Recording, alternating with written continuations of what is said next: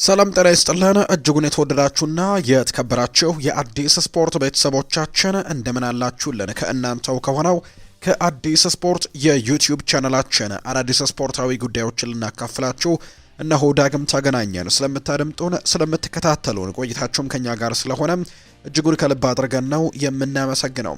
በዛሬ ፕሮግራማችን የተለያዩ ስፖርታዊ ጉዳዮችን ወደ እናንተ እያደረስን ቆይታን የምናደርግ ይሆናል። ከነዚህ መካከል ትልልቆችን የአውሮፓ ክለቦች የተመለከቱ እጅግ በርከት ያሉ ስፖርታዊ ጉዳዮችን እያነሳን ቆይታን የምናደርግ ነው የሚሆነው። ትላንትና በተወዳጁ የእንግሊዝ ፕሪሚየር ሊግና በአውሮፓ ታላላቅ ሊጎች የተደረጉ በርከት ያሉ ጨዋታዎች ያሉ እነሱን ጉዳዮች እናነሳለን።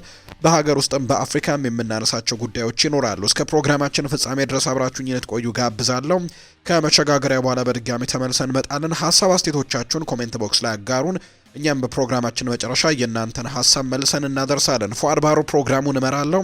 ከመሸጋገሪያ በኋላ እንገናኛለን። አብራችሁኝ ነው።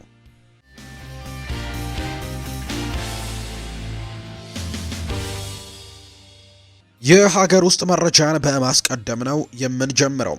የኢትዮጵያ ፕሪሚየር ሊግ ጨዋታዎች ትናንትና ቀጥለው ተደርገዋል። የእነሱን ውጤቶች እናንሳ። መቻል ወደ ድል ተመልሷል።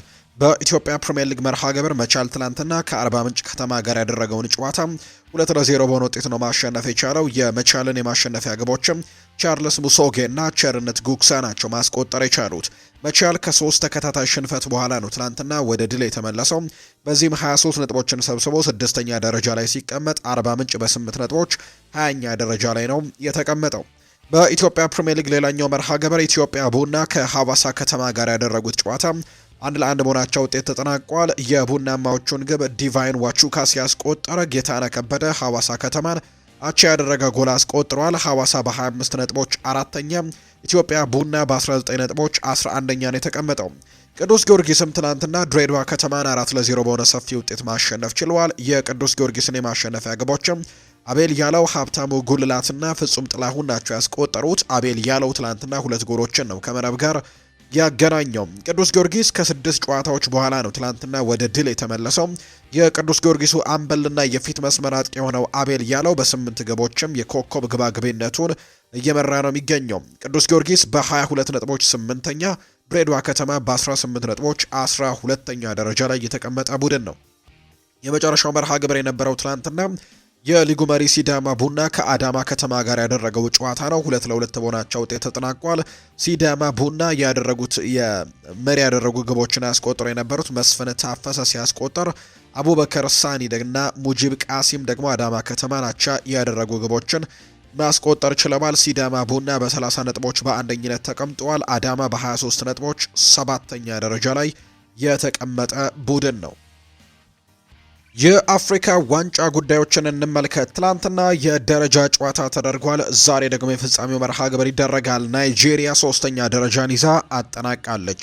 ናይጄሪያ ከግብጽ ጋር ያደረገችውን የአፍሪካ ዋንጫ የደረጃ ጨዋታ በመለያ ምት 4-2 አሸንፋለች። ሁለቱ ብሔራዊ ቡድኖች መደበኛውን የጨዋታ ክፍለ ጊዜ 0-0 በሆናቸው ውጤት ነው ያጠናቀቁት። ይህንን ተከትሎ ናይጄሪያ የአፍሪካ ዋንጫውን የነሐስ ሜዳሊያ በማሳካት አጠናቃለች። ሙሐመድ ሳላህ የመለያ ምቱን ሳይጠቀም ቀርቷል። ግብጽ ደግሞ 4ኛ ደረጃን ይዛ ነው ያጠናቀቀችው። ዛሬ ደግሞ የፍጻሜው ጨዋታ ይደረጋል። አዘጋጇ ሀገር ሞሮኮና ሴኔጋል የፍጻሜው ጨዋታቸውን የሚያደርጉ ነው የሚሆነው። ይህ ጨዋታ ልክ ምሽት 4 ሰዓት ሲል የሚደረግ መርሃ ግብር ይሆናል። በርካቶች በጉጉት የሚጠብቁት ጨዋታ ነው። ሴኔጋልም ሞሮኮም በአውሮፓ እጅግ በጣም ትልቅ ከዋክብት የያዙ ብሔራዊ ቡድኖች እንደሆኑ ይታወቃልና እነዚህ ብሔራዊ ቡድኖች ዛሬ ምሽት የሚያደርጉት ጨዋታ ይጠበቃል። ሴኔጋል 2021 አካባቢ የተደረገውን የአፍሪካ ዋንጫ ማሸነፏ ይታወሳል። ሞሮኮ ግን ከ1976 በኋላ የአፍሪካ ዋንጫን ማሸነፍ አልቻለችም። ያኔ በኢትዮጵያ የተዘጋጀውን የአፍሪካ ዋንጫ ካሳካች በኋላ በድጋሚ አሁን ወርቃማ ትውልዷን አግኝታለች። በዓለም ዋንጫ ላይ ድንቅ ግስጋሴን አድርገዋል። አሁን በዚህ ሰዓት በአፍሪካ ምርጡ ብሔራዊ ቡድን እንደሆነ አሳይቷል። ዘንድሮ በአፍሪካ ዋንጫ ውስጥ ምን አይነት ውጤትን ያመጣል? ዛሬ ምሽት ልክ 4 ሰዓት ሲል የሚደረገው መርሃ ግብር ውጤቱን ያሳያል ተብሎ ይጠበቃል። ዛሬ ምሽት ነው የሚደረገው። ከጨዋታው በፊት ግን የሴኔጋል ብሔራዊ ቡድን ቅሬታን አቅርቧል። የሴኔጋል ብሔራዊ ቡድን ከዛሬው የፍጻሜ ጨዋታ ጋር በተያያዘ ያለውን ስጋት ባወጣው ይፋዊ መግለጫ ላይ ይፋ አድርጓል። ብሔራዊ ቡድኑ የልምምድ ቦታ፣ የደህንነት ዝግጅት አለመኖርና የትኬት ስጋቶች እንዳሉት ነው የገለጸው። ብሔራዊ ቡድኑ ለፍጻሜው ጨዋታ ወደ ራባት ሲመጣ 250 ኪሎ ሜትር ያለ ጸጥታ አካላት ብቻውን መጓዙን የተነገረው ሴኔጋል የቀረበላት የልምምድ ቦታ ከሞሮኮ ማረፊያ ካምፕም ቅርብ በመሆኑ ዝግጅታቸውን ለመከታተልና ለመቅረጽም ስለሚያመች እንዲቀየር ጠይቀዋል። በሌላ በኩል የሴኔጋል ደጋፊዎች የትኬት እጥረት እንዳለባቸውና ለመግዛትም እንዳልቻሉ ነው የገለጹት። የሴኔጋል ብሔራዊ ቡድን ለፍጻሜው ጨዋታ የተሰጠው የቪቪአይፒ ትኬትም 2 ብቻ መሆኑ ተጨማሪ መግዛት እንዳልቻሉም የተነገረው። በተጨማሪም ለብሔራዊ ቡድኑ የቀረበው ሆቴልና አጠቃላይ ዝግጅትም ደስተኛ ለመሆኗን ሴኔጋል ይፋ አድርጋለች። የሴኔጋል ተጫዋቾች ራባት ሲደርሱም በበርካታ ሕዝብ መሃል እየተጋፉ ሲጓዙ የሚያሳይ ተንቀሳቃሽ ምስልም ነው የተሰራጨው። በዚህም ደስተኛ እንዳልሆኑ ተነግሯል። የተፈጠረው ነገር የአፍሪካን ገጽታ አደጋ ላይ የጣለ ነው ብሏል። ፓፔ ቲያም ነው ይህንን ሀሳብ የሰጠው። የሴኔጋል ብሔራዊ ቡድን አሰልጣኝ የሆነው ፓፔ ቲያም ቡድናቸው ላይ ሞሮኮ ላይ በተፈጠረው ነገር ተቀባይነት የሌለው ሲሉ ገልጸውታል። ተጫዋቾቹ ባቡር ጣቢያ ውስጥም አደጋ ላይ ነበሩ ያሉት ፓፔ ቲያው መጥፎ ያሰቡ ሰዎች ቢኖሩ ሁሉም ነገር ነገ ሊፈጠር ይችል ነበር ሲሉ ጭምር ነው የተናገሩት። ድርጊቱ ፈጽሞ ተቀባይነት የሌለው ሲሉ የገለጹት አሰልጣኙ በተለይም በወንድማማች ሀገራት መካከል መፈጠር አልነበረበትም ሲሉ ጭምር ነው የተናገሩት። የውድድሩ ዝግጅትን ያደነቁት አሰልጣኙ ለዚህ ሞሮኮን አመሰግናለሁ፣ የአፍሪካ ዋንጫው ደረጃን ከፍተኛ ደረጃ ላይ አድርሰውታል። የተፈጠረው ነገር ግን መፈጠር አልነበረበትም፣ የአፍሪካን ገጽታ ያበላሻል፣ የማውራው እንደ አፍሪካዊ ነው ሲሉ ነው የተናገሩት። በዚህ ዓመት ለውድድሩ ትልቅ ዋጋ ሰጥተነዋል። በአፍሪካ ዋንጫ ምክንያት ኮከቦቻችን ባሎን ዶር አላሸነፉም። ማኔ ማሸነፍ ይችል ነበር፣ ነገር ግን አፍሪካ ዋንጫ ዋጋ የለውም ተብሏል ሲልም ነው አሰልጣኝ ፓፔ ቲያው ሀሳቡን የተናገረው። ወደ ውጭ ሀገር ስፖርታዊ መረጃዎቻችን በቀጥታ እናምራ። ትናንትና በተወዳጁ የእንግሊዝ ፕሪምየር ሊግ የተደረጉ በርከት ያሉ ጨዋታዎች ያሉ እነሱን የተመለከቱ መረጃዎችን በማንሳት ነው የምንጀምረው። ትላንትና በተወዳጁ የእንግሊዝ ፕሪምየር ሊግ በርከት ያሉ ጨዋታዎች ናቸው የተደረጉት። በትላንትናው ዕለት ብቻ ወደ 7 ወይ 8 ያክል ጨዋታዎች ትላንትና ተደርገዋል። በተወዳጁ የእንግሊዝ ፕሪምየር ሊግ በተደረጉ የ22ኛ ሳምንት መርሃ ግብሮች በቅደም ተከተላቸው እናንሳ። ትላንትና በጣም በጉጉት ሲጠበቅ ከነበሩ ጨዋታዎች መካከል አንደኛው የማንቹሪያን ደርቢ የተደረገበት መርሃ ግብር ነው። ማንቸስተር ዩናይትድ ትላንትና በሜዳውና በደጋፊው በኦልድ ትራፎርድ ማንቸስተር ሲቲን የከተማ ተቀናቃኙን ያስተናገደበት ጨዋታ እጅግ በርካቶች በጉጉት የሚጠብቁት ጨዋታ ነበር። አሰልጣኝ ማይክል ካሪክ የመጀመሪያ ጨዋታቸውን ነው በማንቸስተር ዩናይትድ መሪነት ያደረጉት። እርግጥ ነው ከዚህ በፊት ከኦሌ ጉናር ሶልሼር ስንብት በኋላ ለተወሰነ ጊዜያት ቡድኑን መርተው እንደነበር እናስታውሳለን ለጥቂት ጨዋታዎችና ከዛ በኋላ ግን በድጋሚ በተለያዩ ቡድኖች አሰልጣኝነት ካመራ በኋላ አሁን በድጋሚ ማንቸስተር ዩናይትድን የመምራት እድልን አግኝቷል። አሰልጣኝ ማይክል ካሪክ የመጀመሪያ ጨዋታውን ነው በማንቹሪያን ደርቢ ትላንትና የመራው። ከ4 ዓመታት በፊት አሰልጣኝ ኦሌ ጉናር ሶልሼርን ለመተካትም በጊዜያዊ አሰልጣኝነት ቡድኑን ለ3 ጨዋታዎች መርቶ ነበር። ከቪያሪያል ጋር በአውሮፓ ቻምፒየንስ ሊግ ጨዋታ 2-0 በሆነ ውጤት አሸንፎ ነበር። ያኔ ሮናልዶና ሳንቾ ነበሩ ጎሎችን ያስቆጠሩት። ከዛ ከቼልሲ ጋር 1-1 በተለያዩበት ጨዋታ እንዲሁ ሳንቾ ባስቆጠረው ጎልም አቻ ወጥተው ነበር። ከዛ ውጭ ደግሞ አርሰናልን 3-2 ማሸንፎ የነበረበት መርሃ ግብርን እናስታውሳለን። ብሩኖና ክሪስቲያኖ ሮናልዶ 2 ጎሎችን አስቆጥሮ ማሸነፍ የቻሉበትን አጋጣሚ እነዚህ 3 ጨዋታዎች ነበሩ። ያኔ አሰልጣኝ ማይክል ካሪክ ማንቸስተር ዩናይትድን እየመሩ ጨዋታዎችን ያደረጉትና አሁን ግን ፈታኝ የሚባሉ መርሃ ግብሮች ከፊታቸው እንዳሉ ተመልክተናል። ትላንትና ማንቸስተር ሲቲን የከተማ ተቀናቃኛቸውን ገጥመዋል። ከዛ ውጪ በቀጣይ አርሰናልን፣ ፉልሃምን፣ ቶትንሃምንና ዌስትሃም ዩናይትድን የሚገጥሙባቸው መርሃ ግብሮች ደግሞ እንዳሉ የሚያሳዩ መረጃዎች ናቸው እየተመለከትን የምንገኘውና ከበድ ባሉት ፈተናዎች ነው ማንቸስተር ዩናይትድ እና ማይክል ካሪክ ስራቸውን ትላንትና የጀመሩት። ነገር ግን በጣም ወሳኝ የሆነ ድልን አሳክተው ነው ትላንትና ቀን 9 ሰዓት ከ30 ላይ ምሳ ሰዓት በተደረገው የኦልድ ትራፎርድ ጨዋታ ላይ መውጣት የቻሉት። ማንቸስተር ዩናይትዶች ትላንትና 2-0 በሆነ ውጤት ጨዋታውን በማሸነፍ ነው ወደ የመጀመሪያውን ድላቸውን ማይክል ካሪክ ከማንቸስተር ዩናይትድ ጋር ማግኘት የቻሉበትን አጋጣሚ የተመለከት ነው። በማንቸስተር ዩናይትድ በኩል በትላንትናው ጨዋታ በተለይ በቋሚ አስተላለፍ ውስጥ የተለየ ለውጥን አድርገው መግባታቸው በበርካቶች ጥያቄ እንዲነሳ አድርጎ ነበር። ለምሳሌ በግብ ጠባቂነት እንደተለመደው ሴኔ ላሜንስ ነበር። በተከላካይ መስመር ላይ በመሃል ተከላካይ ጥምረት ላይ ሃሪ ማጓያ ትላንትና ወደ ቋሚ አስተላለፍ ውስጥ የተመለሰበትን አጋጣሚ ተመልክተናል። ባለፉት ጥቂት ጨዋታዎች በዳረን ፍሌቸርም ስር በአሰልጣኝ ሩበን አሞሪም ስር በተለይ ማታያስ ድሊት ከተጎዳ በኋላ በመሃል ተከላካይ ቦታ ላይ አይደን ሄቨንን በተደጋጋሚ ስንመለከተው እንደነበር እናስታውሳለን። ትላንትና ግን ማይክል ካሪክ ሃሪ ማጓየርን ከሊሳንድሮ ማርቲኔስ ጋር በመሃል ተከላካይነት አጣምረው ነው ጨዋታውን የጀመሩት። ዲየጎ ዳሎን በቀኝ ሉክ ሻውን በግራ አድርገው ትላንትና ጅማሯቸውን አድርገዋል።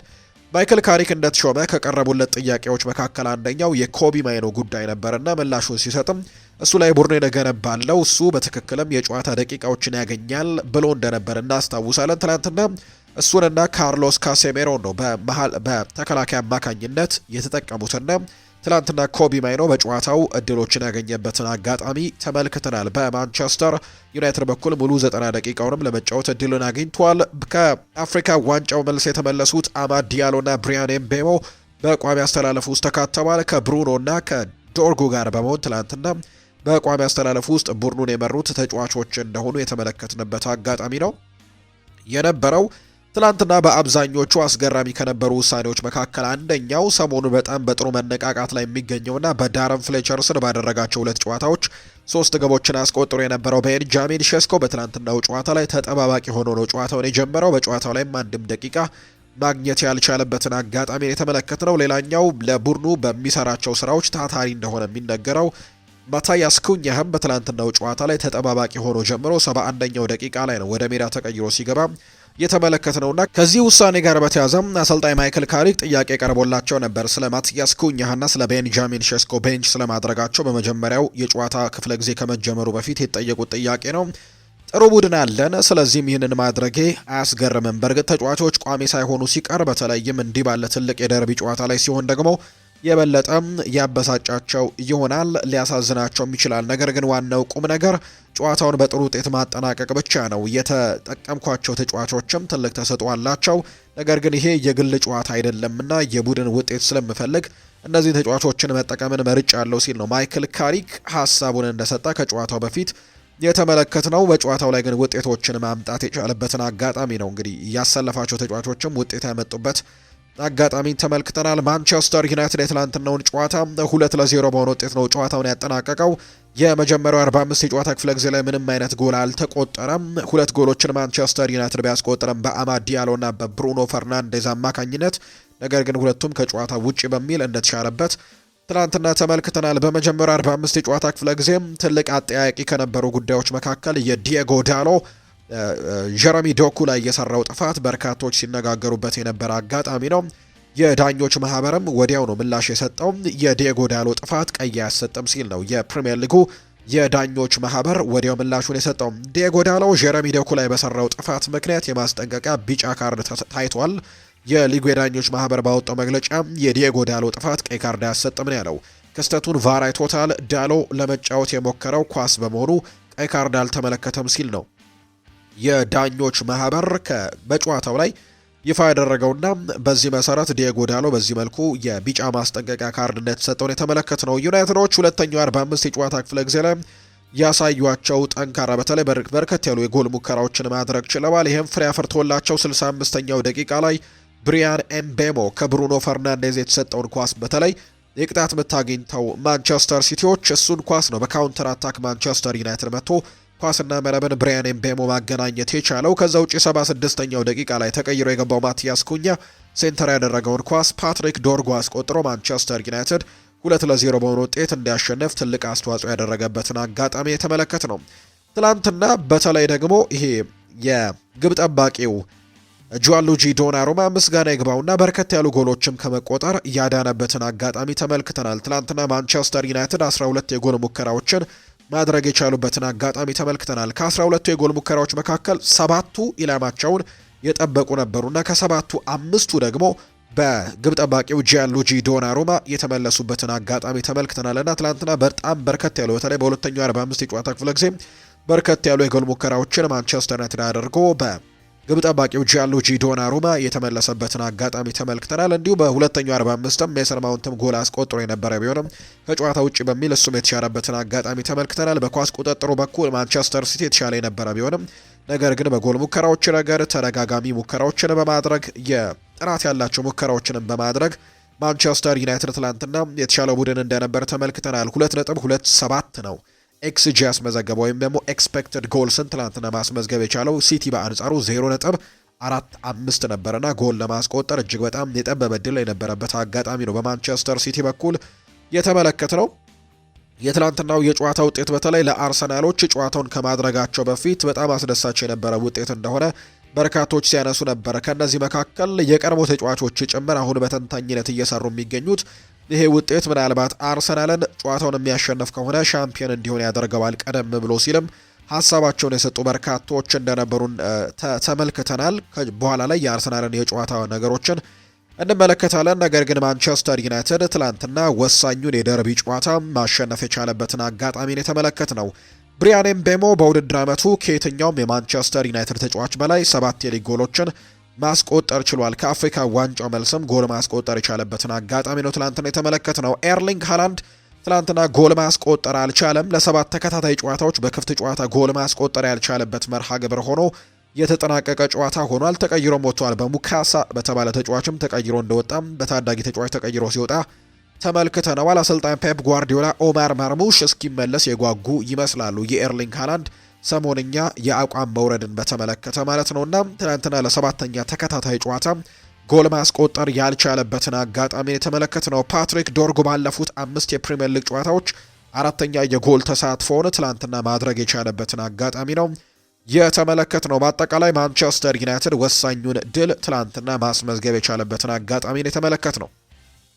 ከጨዋታው በኋላ የተለያዩ ጉዳዮች ተነስተዋል። ለምሳሌ ያክል ማይክል ካሪክ የሰጠውን ሀሳብ እንመልከት።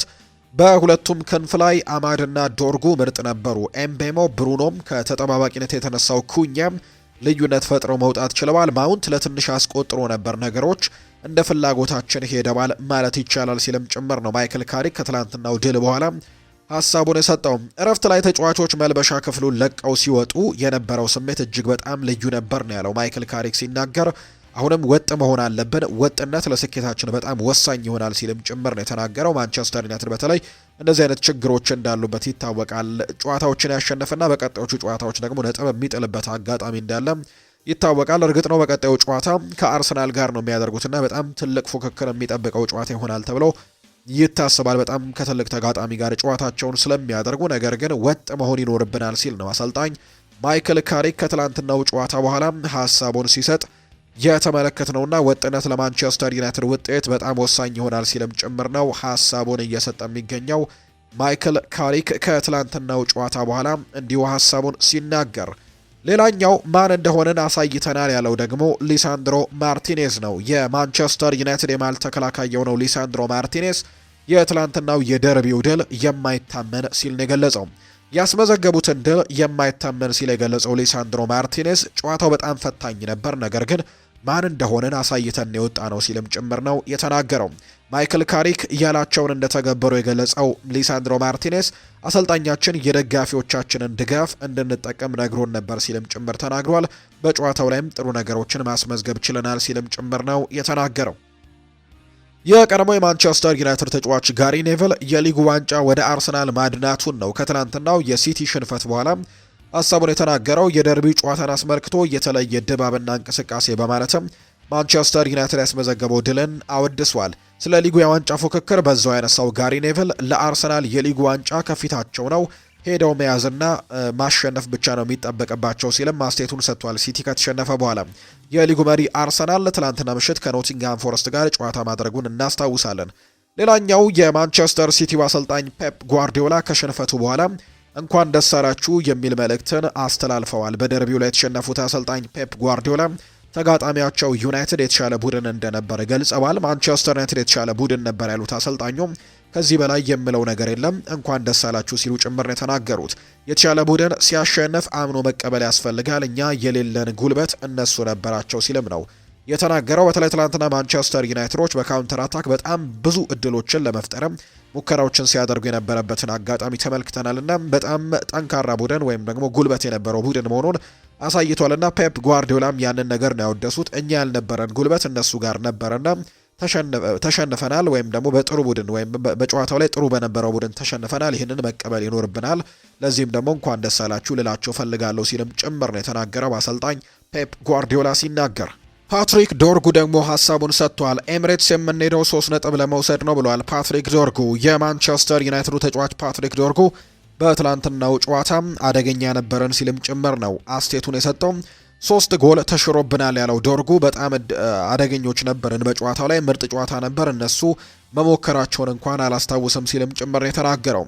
ስለ ቀጣይ ተጋጣሚያቸው አርሰናል የተጠየቀው ፓትሪክ ዶርጉ ሌላ ከባድ ጨዋታ እንደሚሆን አውቃለሁ፣ ነገር ግን ወደዛ የምንሄደው 3 ነጥቦችን ይዘን ለመመለስ ብቻ ነው ሲልም ጭምር ነው የተናገረው። ከትላንትናው ጨዋታ በኋላ የተለያዩ ጉዳዮች ተነስተዋል። በተለይ የቀድሞ ማንቸስተር ዩናይትድ ተጫዋች የሆኑት እነ ዌይን ማርክ ሩኒ፣ እነ ጋሪ ኔቨል፣ እነ ሮይ ኪን፣ እነ ማይክል ኦውን እና ፒተር ሽማይክልም ከጨዋታ በኋላ ሀሳባቸውን አንስተዋል። በጣም ተገርም ያለው ነው ያለው ዌይን ማርክ ሩኒ ከትላንትናው ድል በኋላ ሲናገር የቡድን መንፈሱ፣ ታታሪነታቸው፣ ጉልበታቸውና የቡድኑ ሁሉም ነገር በጣም ምርጥ ነበር ሲልም ነው የተናገረው።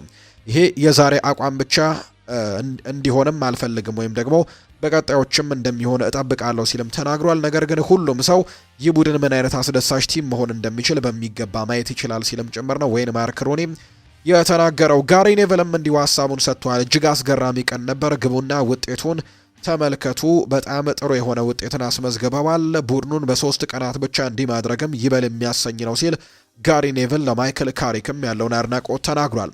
ሮይ ኪንም እንዲሁ ሀሳቡን ሰጥቷል። የመጀመሪያውን ግብ ያስቆጠሩበት መንገድ እጅግ ድንቅ የተለየና ውጤታማ የማጥቃት ሂደትን የተመለከትንበት ነው። ከ4 እስከ 5 ጎሎችን ማስቆጠር ይችሉ ነበር። በጨዋታው ላይ በወጥነትና በድል አድራጊነትም መቀጠል አለባቸው ሲልም ጭምር ነው ሮይ ኪን የተናገረው። ሌላኛው ማይክል ኦውን ነው ሀሳቡን የሰጠው። ይሄ ማንቸስተር ዩናይትድ ለበርካታ ዓመታት ካሳየው ጨዋታ ሁሉ ምርጡ ጨዋታ ይመስለኛል። በጨዋታው ንቃት፣ ጉልበት፣ ብቃት፣ የጎል እድሎችን፣ ሙከራዎችን በብዛትም የተመለከትንበት ጨዋታ ነው ሲል ማይክል ኦውን ይናገራል።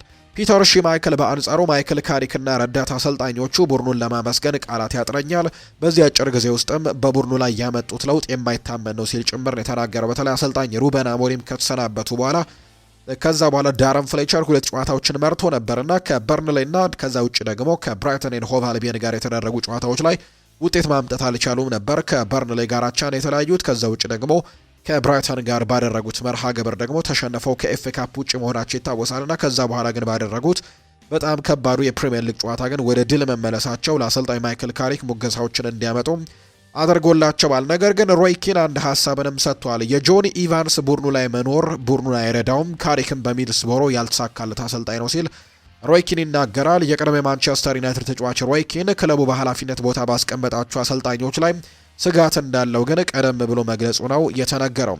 ጆኒ ኢቫንስ ምንም ልምድ የሌለው ሲሆን አሁን ላይ አሰልጣኝ አባል መሆኑ ግን አስገርሞኛል ሲል ነው ሮይ ኪን የሚናገረው። የኢቫንስ በዚህ ቦታ ላይ መገኘት ቡድኑን አይረዳውም ያለው ሮይ ኪን ቡድኑ 15ኛ ሲሆን እሱ ምን እየሰራ ነበረ ሲልም ጭምር ነው የጠየቀው። አክሎም በአሰልጣኝ ሹመቱና ከሱ ጋር በመጡ አሰልጣኞች ስጋት አለኝ ሲልም ነው ሮይ ኪን የተናገረው። ካሪክ በሚድልስቦሮ አልተሳካለትም ነበር፣ ምንም እንኳን ትናንትናው ጨዋታውን ማሸነፍ ቢችልም፣ ነገር ግን ይሄ ማለት ጥሩ አሰልጣኝ ነው ማለት አይደለም። ጥሩ አሰልጣኝ አይደለም ብዬ ደግሞ መከራከር አልችልም፣ ውጤት ሊያመጣ የሚችልበት እድል እንዳለ አምናለሁ ሲልም ነው ሮይ ኪን ከትላንትናው ጨዋታ በኋላ ሀሳቡን የሰጠው። ማንቸስተር ዩናይትድ በአጠቃላይ ትላንትና ወሳኝ የነበረውን መርሃ ግብር የከተማ ተቀናቃኛቸውን በማንቹሪያን ደርቢ ማንቸስተር ሲቲን ማሸነፍ የቻሉበት መርሃ ግብር ሆኖ የተጠናቀቀ ጨዋታ ሆኗል። በዚህም ማንቸስተር ዩናይትድ ደረጃውን ማሻሻል የቻለበትን ውጤት ጭምር ነው ያስመዘገበው። የደረጃ ሰንጠረዡን በኋላ ላይ እንመለከታለን። ሌሎች በርከት ያሉ ጨዋታዎች ምሽት 12 ሰዓት ላይ የተደረጉ ጨዋታዎች ያሉ፣ እነሱን እንመልከት። ቸልሲ በስታንፈርድ ብሪጅ ብሬንትፈርድን ገጥሟል። ሊድስ ዩናይትድ በኤላንድ ሮድ ፉልሃምን፣ ሊቨርፑል በሜዳው አንፊልድ ከበርንሌይ ጋር፣ ሰንደርላንድ በስታዲየም ኦፍ ላይት ከክሪስታል ፓላስ፣ ቶተንሃም ሆትስፐርስ በሜዳው ሆትስፐርስ ስቴዲየም ከዌስትሃም ዩናይትድ ጋር ያደረጓቸው ጨዋታዎች ትላንትና የተደረጉ መርሃ ግብሮች ናቸው። እነዚህ ምሽት 12 ሰዓት የተደረጉ ጨዋታዎች ናቸው። እነዚህን ጨዋታዎች ደግሞ በጥቂቱ እናንሳ። ቸልሲ ትላንትና ሲያሸንፍ ሊቨርፑል ነጥብ የጣለበት መርሃ ግብር ሆኖ ነው የተመዘገበው። የምዕራብ ለንደኑ ክለብ ቸልሲ ትላንትና ከብሬንትፈርድ ጋር ያደረገውን ጨዋታ በዣኦ ፔድሮና በኮል ፓልመር ግቦች 2-0 በሆነ ውጤት ማሸነፍ የቻለበትን መርሃ ግብር ነው ትላንትና እየተመለከት ነው። በትላንትናው ጨዋታ እንግዲህ አሰልጣኝ ሊያም ሮዝኒየር የመጀመሪያ ፕሪሚየር ሊግ ጨዋታቸውን ነው ትላንትና ያደረጉት። ከዚህ በፊት 2 የካፕ ጨዋታዎችን አድርገዋል። በካራባው ካፕ እና በኤፍኤ ካፕ ጨዋታቸውን አድርገው እንደነበር እናስታውሳለን። በፕሪሚየር ሊጉ ትላንትና የመጀመሪያ ጨዋታቸውን አድርገው ድል ማድረግ የቻሉበትን አጋጣሚን የተመለከትነው። በተለይ ብሬንትፈርድ ጥሩ የሚባለው የውድድር ዓመትን እያሳለፈ የነበረ ቡድን ነው። ከትላንትናው ጨዋታ በፊት ከሊቨርፑል ጋር በጣም ቅርብ የነበረና 5ኛ ደረጃ ላይ የተቀመጠ ቡድን እንደነበር እናስታውሳለን። ለቶፕ 4 ፉክክሩም በጣም ጥሩ ደረጃ ላይ የነበረ ቡድን ጭምር እንደነበር እናስታውሳለን። ነገር ግን ትላንትና ለቼልሲ እጅ የሰጡበት መርሃ ግብር ሆኖ ነው የተጠናቀቀው። ትላንትና ቼልሲ ብሬንትፈርድን በሜዳው ስታንፈርድ ብሪጅ አስተናግዶ 2-0 በሆነ ውጤት ማሸነፍ የቻለበትን መርሃ ግብርና ውጤት ነው ማስመዝገብ የቻለው። ትላንትና በአጠቃላይ የሊያም ሮስኒየር ቡድን በጨዋታው ላይ ጥሩ የሚባሉ ነገሮችን ማድረግ የቻለበትን አጋጣሚ ተመልክተናል። የትላንትናውን ጨዋታ ብሬንትፈርድን ሲያሸንፉ የኳስ ቁጥጥሩ ላይ የተወሰነ ብልጫዎችን ብሬንትፈርድ የወሰደበት አጋጣሚ ነበር። በጎል ሙከራውም ጭምር ብሬንትፈርድ ትላንትን የተሻለ ቡድን እንደነበር ነው የተመለከትነው። በአጠቃላይ 15 የጎል ሙከራዎችን ማድረግ የቻሉበትን አጋጣሚ ብሬንትፈርዶች ተመልክተናል። 5 ኢላማቸውን የጠበቁ ሙከራዎችን ያደረግነው። በአንጻሩ ቼልሲ የጎል ሙከራዎችን በማድረግ ጭምር ትላንትና በጣም ዝቅ ያለ ቁጥርን ያስመዘገቡት። በጨዋታው ላይ በአጠቃላይ 6 የጎል ሙከራዎችን ብቻ አድርገው የወጡበትን አጋጣሚ የተመለከትነው። እግር ኳስ ፍትሐዊ አይደለም ብለዋል የብሬንትፈርዱ አሰልጣኝ ትላንትና ሲናገሩ። በትላንትናው ጨዋታ ላይ ውጤት ማምጣት የነበረብን እኛ ነን ሲሉ ጭምር ነው የተናገሩት። የብሬንትፈርዱ አሰልጣኝ የሆኑት ኪት አንድሬውሰን በቼልሲ ከደረሰባቸው ሽንፈት በኋላ እግር ኳስ ፍትሐዊ አይደለም ሲሉ ጭምር ነው የተናገሩት። የትላንትናውን ጨዋታ ማሸነፍና ነጥብ ማግኘት የነበረብን እኛ ነን ሲሉ ጭምር ተናግረዋል። አሰልጣኙ ሲናገሩ አንዳንድ ጊዜ እግር ኳስ ፍትሐዊ አይደለችም። ወደ ስታንፈርድ ብሪጅ መጥተ 200 ሚሊዮን ፓውንድ ከሚያወጣ የአማካይ ክፍል ጋር ተጫውተ እንደዚህ ጥሩ ሆነን ተጫውተን መሸነፋችን አግባብነት አልነበረውም ሲልም የተናገረው። አክሎም በቡድኑ እንቅስቃሴ መደሰታቸውን ገልጸዋል። የተመዘገበው ውጤት ግን አበሳጭቶኛል፣ ለእኛ የሚገባን አይነት ውጤት አልነበረም ሲሉ ጭምር ነው ኪት አንድሬውሰን ሀሳባቸውን የሰጡት። ቼልሲ በቀጣይ ከፓፎስ ጋር ነው ጨዋታውን የሚያደርገው በአውሮፓ ቻምፒየንስ ሊግ ዕለተ ረቡዕ ላይ። የቼልሲ ደጋፊዎች ከጨዋታው በፊት በርከት ያሉ ተቃውሞችን ሲያሰሙ ተመልክተናል። የምዕራብ ለንደኑ ክለብ ቼልሲ ደጋፊዎች ከብሬንትፈርድ ጨዋታ በፊት ነው ተቃውሞ ያሰሙት። የክለቡ ደጋፊዎች አደባባይ ወጥተው የክለቡ ባለቤቶች ላይ ተቃውሞችን አሰምተዋል። ደጋፊዎቹ በተቃውሟቸውም የተሰናበቱትን አሰልጣኝ ኤንዞ ማሬስካን ስም ሲጠሩም ጭምር ተሰምተዋል። እስከ 200 የሚጠጉ ደጋፊዎችም ቀደም ብለው በጀመሩት ተቃውሞ ቼልሲ እንዲመለስ እንፈልጋለን የቀድሞ ክለባችን የሚል መፈክርም ጭምር እንዳሰሙ ጭምር ነው ትላንትና የተመለከትነውና ትላንትና ጨዋታውን ግን ማሸነፍ ችለዋል። በጨዋታው ላይ ተቸግረው የነበረ ቢሆንም ሌላኛው ሲጠበቅ የነበረው ጨዋታ ሊቨርፑል በሜዳው አንፊልድ ከበርንሌይ ጋር ያደረገው መርሃ ግብር ነው። ይህንን ጨዋታ ሊቨርፑል የማሸነፍ ቅድመ ግምት አግኝቶ ነበር። እርግጥ ነው ባለፉት ጨዋታዎች ላይ ድል ማድረግ ያልቻለ ቡድን እንደሆነ ተመልክተናል። በፕሪሚየር ሊጉ ያለፉትን 3 ተከታታይ ጨዋታዎች ባቻ ውጤት ያጠናቀቀ ቡድን እንደነበር እናስታውሳለን። ትላንትና ደግሞ በወራጅ ቀጠናው ላይ ከሚገኘው በርንሌይ ጋር አቻ መለየታቸው ምናልባት አሰልጣኝ አርነ ስሎት ላይ በድጋሚ ጥያቄዎች እንዲነሱ ሊያደርግ እንደሚችል የሚያሳዩ መረጃዎች ናቸው ወጡት። ትላንትና ሊቨርፑል በሜዳው በአንፊልድ ከበርንሌይ ጋር ያደረገውን ጨዋታ 1-1 በሆናቸው ውጤት ነው ጨዋታውን ያጠናቀቀው። ፍሎሪያን ቨርትስ በጣም ጥሩ የሆነች ጎልን በመጀመሪያው 45 የጨዋታ ክፍለ ጊዜ ላይ ማስቆጠር የቻለበትን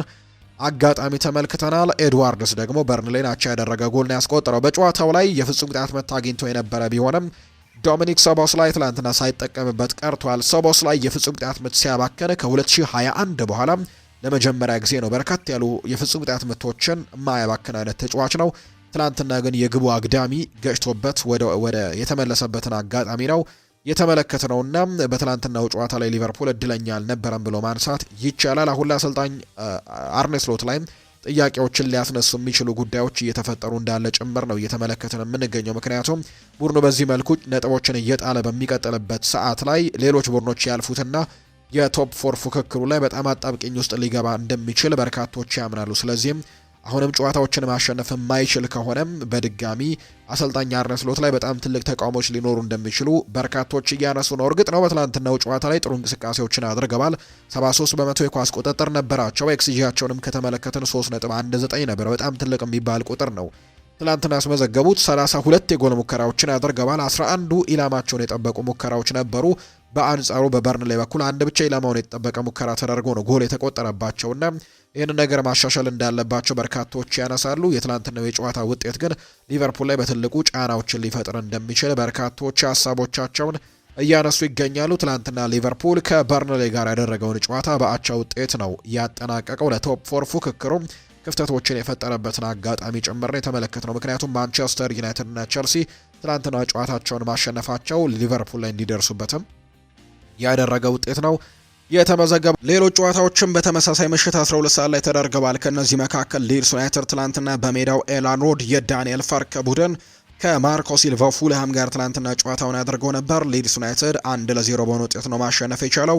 ጨዋታው ሊጠናቀቅ ሰከንዶች ብቻ በሚቀሩበት ሰዓት ወይም 91ኛው ደቂቃ ላይ ንሜቻ ባስቆጠረው ጎል ነው ትላንትና ሊድስ ዩናይትድ ወሳኝ የሆነ 3 ነጥቦን አስመዝግቦ መውጣት የቻለበት መርሃ ግብር ትላንትና የተደረገው። ከዛ ውጪ ደግሞ ሌላኛው ትላንትና የተደረገው ጨዋታ ሰንደርላንድ በስታዲየም ኦፍ ላይት ክሪስታል ፓላስን 2-1 ያሸነፈበት መርሃ ግብርም ትላንትና የተደረገ ጨዋታ ነው። ሰንደርላንድ በሜዳው ስታዲየም ኦፍ ላይት ይህንን ጨዋታ ማሸነፍ ችሏል። ጀረሚ ፒኖ ቀደም ብሎ ለክሪስታል ፓላስ ጎል አስቆጥሮ የነበረ ቢሆንም ነገር ግን ሊፊ እንዲሁ ደግሞ ሌላኛውን ጎል ደግሞ ብሮቢ ባስቆጠራቸው ግቦች ትላንትና ሰንደርላንድ 2-1 በሆነ ውጤት አሸንፎ ወሳኝ 3 ነጥብን ማሳካት የቻለበትን አጋጣሚን የተመለከተ ነው። የክሪስታል ፓላሱ አሰልጣኝ ኦሊቨር ግላስነር ትላንትና ሀሳባቸውን ሰጥተዋል። በጣም ደስተኛ እንዳልሆኑ የሚታወቅ ጉዳይ ነው። በክረምቱም ቡድናቸውን እንደሚለቁ ሰሞኑን ሲገልጹ እንደነበር እናስታውሳለን። ባለፈው ክረምትም በተለይ ኤቤሪቼ ኢዜን ወደ አርሰናል ከሸኙ በኋላና ማርክ ጉሂም ወደ ሊቨርፑል ሊያመራ በተቃረበበት ሰዓት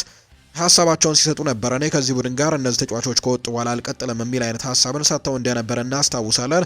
ኤቤሪቼ ኢዜ በዛው የዝውውር መስኮት ወደ አርሰናል አመርቷል። ማርክ ጉሂ ደግሞ በዚህ የጥር ተጫዋቾች የዝውውር መስኮት ወደ ማንቸስተር ሲቲ ሊቀላቀል ከጫፍ መድረሱ ይታወሳል። በትናንትናው ጨዋታ ላይ በቡድን ስብስብ ውስጥ አልነበረምና ኦሊቨር ግላስነር በዚህ ምክንያት ደስተኛ አይደሉም።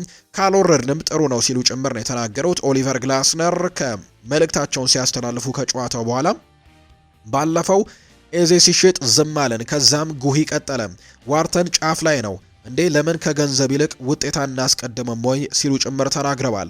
የምር እንዲህ የሆነ ክሪስታል ፓላስ የውድድር ዘመኑን በዚህ መልኩ ካጠናቀቀ ጥሩ ነው። ከኔ ጋርም ሆነ ከሌላ አሰልጣኝ ጋር አላውቅም፣ ነገር ግን ካልወረደ ጥሩ ነው ሲሉ ጭምር ተናግረዋል። ከዚህ በኋላ እኔ ምንም ነገር ቢመጣ ቢደረግ ቢፈጸም ግድ የለኝም፣ አዎ ግድ የለኝም፣ ጨርሻለሁ ሲሉ ጭምር ነው ኦሊቨር ግላስነር ሀሳባቸውን የሰጡትና ይሄ ደግሞ የክሪስታል ፓላስ አመራሮችን እንዳበሳጨ ጭምር ነው የተነገረው። የኦሊቨር ግላስነር እና የክሪስታል ፓላስ እህል ውሃም አሁን ላይ ማብቃቱ ነው እየተነገረ የሚገኘው። ግላስነር ከኃላፊነታቸው ሊነሱ እንደሆነ እየተነገረ ነው። ከሰንደርላንዱ ሽንፈት በኋላ በሰጡት አስተያየትም ፓሪሽን ጨምሮ ሁሉም የክለቡ አባላቶችም ተቆጥተዋል። የመለየታቸው ውሳኔ የጸና እንደሆነ ይነገራል። ምናልባት ዛሬ አሰልጣኝ ኦሊቨር ግላስነር ተሰናበቱ የሚል መረጃ ልንሰማ እንደምንችል የሚያሳዩ መረጃዎችን ነው በትልቁ እየወጡ የሚገኙትና ትናንትና የሰጡት ሀሳብ በርካቶችን የክሪስታል ፓላስ የአመራሮችን እንዳላስደሰተ ጭምር የሚያሳዩ መረጃዎችን ነው እየተመለከትን የምንገኘው። በአጠቃላይ የክሪስታል ፓላሱ አሰልጣኝ ኦሊቨር ግላስነር ጭምር ደስተኛ እንዳልሆኑ የተገለጸው ትናንትና በቶትናም ሆትስፐርስ ስቴዲየም ቶትናም ከዌስትሃም ዩናይትድ ጋር ምሽት 12 ሰዓት ላይ ጨዋታውን አድርገው ነበር። ዌስትሃም ዩናይትዶች ከረጅም ጊዜያቶች በኋላ ሙሉ 3 ነጥብን ያስመዘገቡበት ውጤት ሆኖ ትላንትና ተመዝግቧል። ቶተንሃም ሆትስፐርስ እና አሰልጣኝ ቶማስ ፍራንክም ምናልባት ቀጣዩ ተሰናባች ሊሆኑ እንደሚችሉ በርካቶች ግምት እየወጣላቸው ይገኛል። ምክንያቱም ውጤቶችን እያመጡ አይገኙም። ትላንትና በተለይ በሜዳቸውና በደጋፊያቸው ፊት ወራጅ ቀጠና ላይ በሚገኘው ዌስትሃም ዩናይትድ በኑኖ ኤስፕሬንቶ ሳንቶ ቡድን መሸነፋቸው ለቶተንሃም ሌላ ጫና ውስጥ የሚከት ውጤት እንደሆነ ተመልክተናል። በትላንትናው ጨዋታ ላይም ሴሜርቪል ነው 15ኛው ደቂቃ ላይ ቀዳሚው ጎል ማስቆጠር የቻለው ለዌስትሃም ዩናይትድ። ከዛ ግን ክሪስቲያን ሮሜሮ 64ኛው ደቂቃ ላይ ጎል አስቆጥሮ ጨዋታውን አቻ ማድረግ ችሎ ነበር። 93ኛው ደቂቃ ላይ ጨዋታው ሊጠናቀቅ ጥቂት ብቻ ደቂቃዎች በቀሩበት ሰዓት ላይ ካሉም ዊልሰን ለዌስትሃም ዩናይትድ ጎል አስቆጥሮ ዌስትሃም ዩናይትድ ትላንትና ሙሉ 3 ነጥብና ጣፋጭ ድል እንዲያስመዘግበም ያደረገበት ውጤት ነው። ትላንትና የተመዘገበው እጅግ ከባድ ውጤት ላይ ነው የሚገኙት አሰልጣኝ ቶማስ ፍራንክና ከባድ ጫና ላይ ነው የሚገኙት። ትላንትና የተደረገው የመጨረሻው መርሃ ግብር አርሰናልን ከኖቲንግሃም ፎረስት ጋር ያገናኘው በጣም ተጠባቂው የነበረ ጨዋታ ነው። በተለይ ቀደም ብሎ ደግሞ ማንቸስተር ሲቲ ጨዋታውን አድርጎ ተሸንፎ መውጣቱም አርሰናል የተሻለ እድል እንዲኖረው የሚያደርግበት ውጤትን እንዲመዘገብ ያደርግ ነበር። ምክንያቱም ከማንቸስተር ሲቲ ጋር የነበራቸው የነጥብ ልዩነት 6 እንደነበር እናስታውሳለን። ትናንትና ጨዋታውን የሚያሸንፉ ከሆነ 9 ነጥብ ይሆናል ተብሎ ተጠብቆ ነበርና የዋንጫ ፉክክሩም የሚያከትምበት አርሰናል የዘንድሮን ዋንጫ ለማሸነፍ በጣም የሚቃረብበት ውጤት ይመዘገባል ተብሎ ተጠብቆ ነበር። በተለይ ሲቲ ግራውንድ ላይ የተደረገው ጨዋታና ኖቲንግሃም ፎረስት በተለይ በዚህ የውድድር ዓመት ጥሩ የሚባል የውድድር ዓመትን እያሳለፉ አይገኝም። ምንም እንኳን መጠነኛ መሻሻሎችን እያሳየ ቢሆንም ነገር ግን በወራጅ ቀጠናው ላይ በጣም ቅርብ ሆኖ ነው ውጤቶችን እያመጣ የሚገኘው። የትላንትናው ጨዋታ ደግሞ ከሊጉ መሪ አርሰናል ጋር ከመሆኑ ጋር በተያያዘ በጣም ከባድ ይሆንባቸዋል ተብሎ ታስቦ እንደነበር ነው የተነገረው። ከጨዋታው በፊት በርከት ያሉ ሰዎች ሀሳቦቻቸውን ሲሰጡ አርሰናል ይህንን ጨዋታ ካሸነፈ ዋንጫውን የማሸነፍ ትልቅ እድል ይኖረዋል ሲሉ ሀሳባቸውን ሰጥተው ነበር። ለምሳሌ ያክል ከነዚህ መካከል ማይክ ሪቻርድስ አንደኛው ነው። አርሰናል ማሸነፍ የሚችል ከሆነ ዋንጫ ይበላል ብሎ ነበር ከጨዋታው በፊት። የቀድሞ የማንቸስተር ሲቲ ተጫዋች ማይክል ሪቻርድስ አርሰናል ዛሬ ካሸነፈ ዋንጫውን ሊያሸንፍ ይችላል በማለትም ቀደም ብሎ ተናግሮ ነበር።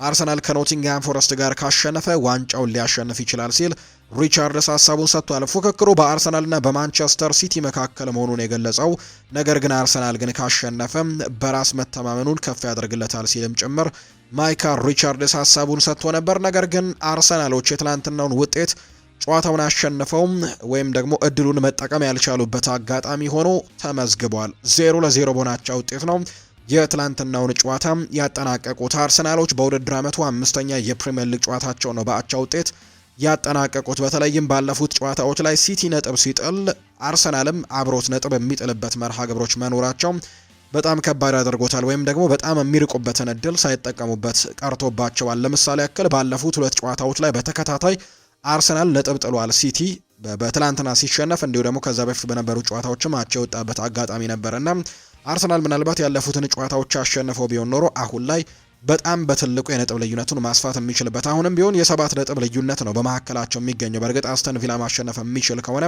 የነጥብ ልዩነቱን ወደ 4 ማጥበብ ይችላል። ነገር ግን ከማንቸስተር ሲቲ ጋር ያለን የነጥብ ልዩነት ግን በጣም በትልቁ ከፍ ማድረግ የሚችልበትን እድል ትላንትና ሳይጠቀምበት የቀረበትን አጋጣሚ የተመለከትነው። አርሰናል የትላንትናውን ጨዋታ 0-0 ሆናቸው ውጤት ነው ማጠናቀቅ የቻለው። በጨዋታው ላይ አርሰናል በመጀመሪያው 45 የጨዋታ ክፍለ ጊዜም የስኳድ ሮቴሽኑን ቀጥሎበታል። አሰልጣኝ ሚኬል አርቴታም የተወሰኑ ለውጦችን አድርገው ነው ትላንትና የገባው። በግብ ጠባቂነት እንደተለመደው ዳቪድ ራያ ነበር። በተከላካይ መስመር ላይ ሳሊባና ጋብሪኤል በመሀል ተከላካይነት ሲጣመሩ፣ በግራ መስመር ላይ የተጫዋቾች የተከላካይ ጉዳቶች የፒየሮ ሂንካፒየም የሪካርዶ ካላፊዮሪ ጉዳት ላይ መሆን ትናንትና ዩሪያን ቲምበርን እዛ ጋር እንዲጠቀሙ አድርጓቸዋል። ቤን ዋይት በቀኝ ነበር። በአማካይ ስፍራ ላይ ዴክላን ራይስ፣ ማርቲን ዙቤሜንዲ እና ማርቲን ኦዴጋርድ ነበሩ። ከዛ ውጭ ግን በአጥቂ መስመር ላይ ትናንትና ሳካን አሳርፈው ኖኒ ማንድዋይኬን፣ ትሮሳርድን አሳልፈው ጋብሪኤል ማርቲኔሊን በጨዋታው ላይ ተጠቅመዋል። ከቪክተር ዮኬሬሽ ጋር አድርገው ነው ትናንትና ወደ ሜዳ የገቡትና ትሮሳርድን በማርቲኔሊ 46ኛው ደቂቃ ላይ፣ ቡካዮ ሳካን በማንድዋይኬ 57ኛው ደቂቃ ላይ፣ ጋብሪኤል ሄሱስን በቪክተር ዮኬሬሽ 57ኛው ላይ፣ ሚኬል ሜሪኖን በኦዴጋርድ እንዲሁ 57ኛው ደቂቃ ላይ ቀይሮ ያስገቡበትን አጋጣሚ ተመልክተናል። ኤብሬቺ ኤዜም 79ኛው ደቂቃ ላይ ተቀይሮ የገባበትን አጋጣሚ የተመለከትነው። በተለይ በርካቶች ጥያቄ ያነሱት ሚኬል ሜሪኖ በማርቲን ኦዴጋርድ ተቀይሮ የገባበትን ነው። ኦዴጋርድ የጎል እድሎችን የሚፈጥር አይነት ተጫዋች ነውና በዛ ቦታ ላይ ምናልባት ኤብሬቺ ኤዜ ገብቶ ቢሆን ኖሮ የጎል እድሎችን ለመፍጠር ያመቻል የሚሉ አይነት ሀሳቦችን ሲያነሱ ነበር በርካቶች። ነገር ግን ሚኬል ሜሪኖም ቢሆን የተወሰኑ ጥሩ እንቅስቃሴዎችን ተቀይሮ ከገባ በኋላ ለማድረግ ሙከራዎችን ያደረገበትን አጋጣሚ ተመልክተናል። በአጠቃላይ ከኖቲንግሃም ፎረስት ጋር ያደረጉት ጨዋታ ግን 0-0 በሆናቸው ውጤት ነው የተጠናቀቀው። በአሰልጣኝ ሚኬል አርቴታ የሚመራው አርሰናል ፕሪሚየር ሊጉን በ9 ነጥብ ልዩነት መምራት የሚችልበትን እድል ነው ትናንትና ሳይጠቀም የቀረበትን አጋጣሚ የተመለከት ነው። አንዳንድ ቁጥራዊ መረጃዎችን እንመልከት ከተባለ በትናንትናው ጨዋታ ላይ የኤክስጂውን ከተመለከተን አርሰናል 2.10 ያስመዘገበበት አጋጣሚ ነበር። ኖቲንግሃም ፎረስት ባመጸኑ ጥቂት ቁጥሮችን ያስመዘገበው 60 በመቶ የኳስ ቁጥጥር ነበራቸው። 15 የጎል ሙከራዎችን ያደረጉት ሶስቱ ብቻ ኢላማቸውን የጠበቁ መሆናቸው ደግሞ የጥራት ያላቸው የጎል ሙከራዎችን በማድረጉ ረገድ ላይ አርሰናል ትናንትና ድክመቶች የታዩበትን አጋጣሚ ነው እንዲሁ የተመለከትነው። ትልቁ ጥያቄ የነበረው በትናንትናው ጨዋታ የፍጹም ቅጣት ምት ይገባል አይገባም በሚለው ጉዳይ ላይ ነው። ትላንትና አርሰናሎች የፍጹም ቅጣት ምት ማግኘት የሚችሉበትን እድል አግኝተው ነበርና አሰልጣኝ ሚኬል አርቴታም ይህንን ሀሳብ አንስተውታል። ፍጹም ቅጣት ምቱ ይገባን ነበር ሲሉ ነው የተናገሩት። የሊጉ መሪ አርሰናል ዋና አሰልጣኝ ሚኬል አርቴታም ሊጉ ከባድ መሆኑን ታይቷል ሲሉ ነው ከጨዋታው በኋላ የተናገሩት።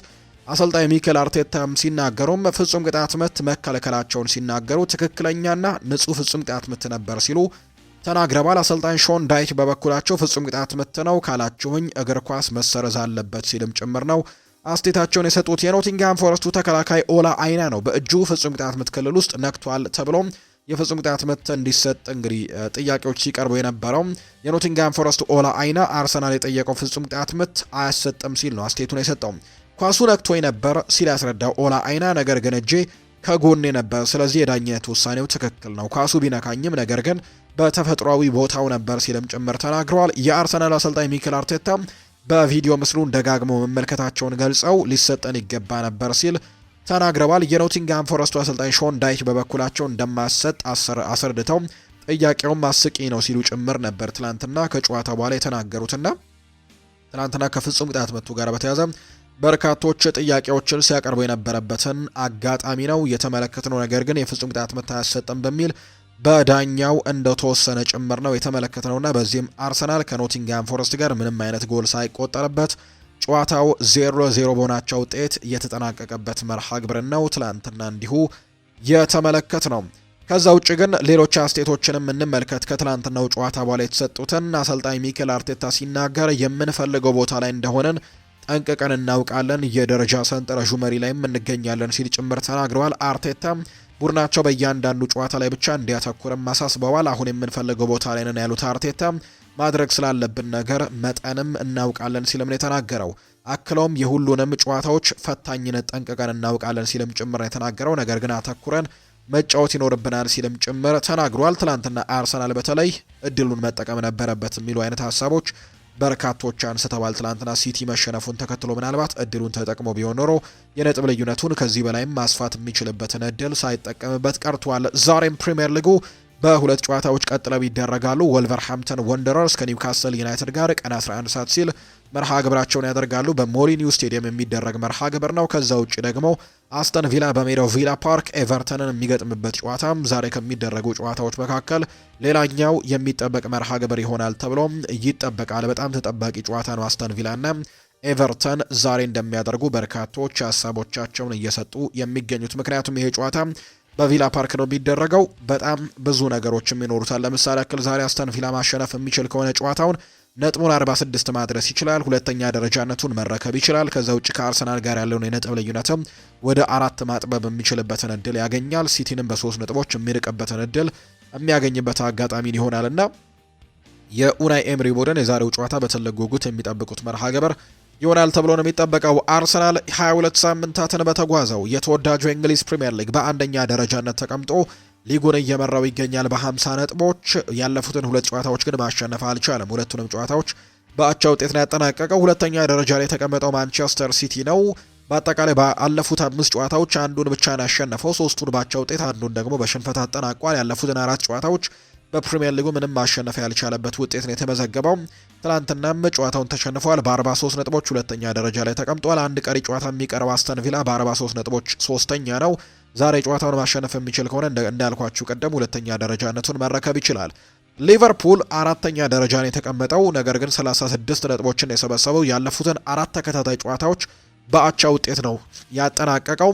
ማንቸስተር ዩናይትድ ወደ 5ኛ ደረጃ ከፍ ብሏል። ትላንትና ማሸነፉን ተከትሎ ነጥቡም 35 ነው።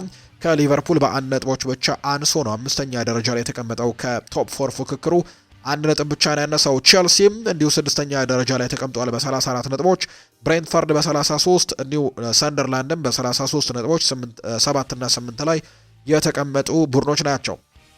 ዛሬ ኒውካስል ዩናይትድ ጨዋታውን ያደርጋል። ጨዋታውን ማሸነፍ የሚችል ከሆነ ነጥቡም 35 ማድረስ የሚችልበትና ምናልባት በጎል ክፍያም ከማንቸስተር ዩናይትድ ጋር የደረጃ ለውጦችን ሊሆን የሚችልበት እድል ይኖራል ተብሎ ይታሰባል። ቶተንሃም ሆትስፐርስ ትላንትና መሸነፉን ተከትሎ ያለፉት 2 ጨዋታዎች ተከታታይ ሽንፈት ሆነውበታል። ባለፉት 4 ጨዋታዎች ደግሞ ምንም ጨዋታ ማሸነፍ ያልቻለበት ውጤት ነው የተመዘገበው። በ27 ነጥቦች 14ኛ ነው። በአጠቃላይ በወራጅ ቀጠና ላይ ዌስትሃም ዩናይትድ በ17 ነጥብ 18ኛ፣ በርንሌ በ14 ነጥብ 19ኛ፣ እንዲሁ ወልቨርሃምፕተን ወንደረርስ በ7 ነጥብ 20ኛ ደረጃ ላይ የተቀመጡበት ውጤት ነው የተመዘገበው። የከፍተኛ ግብ አስቆጣሪነቱን እየመራ የሚገኘው ኤርሊንግ ብሮት ሃላንድ ነው።